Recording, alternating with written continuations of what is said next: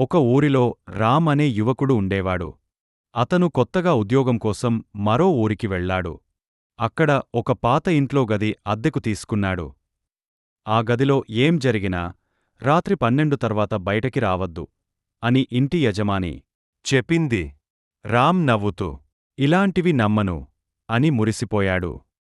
మొదటి రోజు క్షేమంగా గడిచింది. కాని రెండో రోజు రాత్రి 12 గంటలకు గదిలో తలుపు తడతడలాడింది. ఎవరూ లేరు. వెంటనే కిటికీ దాటి చలి గాలితోపాటు ఎర్రకళ్ళ అమ్మాయి కనిపించింది. రామ్ భయంతో తలుపు మూసి పడుకున్నాడు.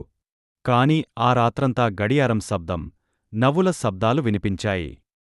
మూడో రోజు రామ్ గదిలో నలుపు రంగు బొమ్మలు కనిపించాయి. గోడమీద రక్తంతో ఇక్కడ నుంచి పో అని రాసి ఉంది. రామ్ భయంతో ఇంటి మాలికురాలి వద్దకు వెళ్ళాడు.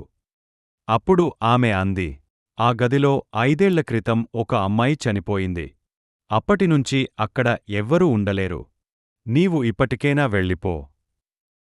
రామ్ వెంటనే ఇంటినుంచి బయటకు వచ్చాడు. ఆ రోజునుంచి ఆ గది ఎప్పటికీ ఖాళీగానే ఉంది.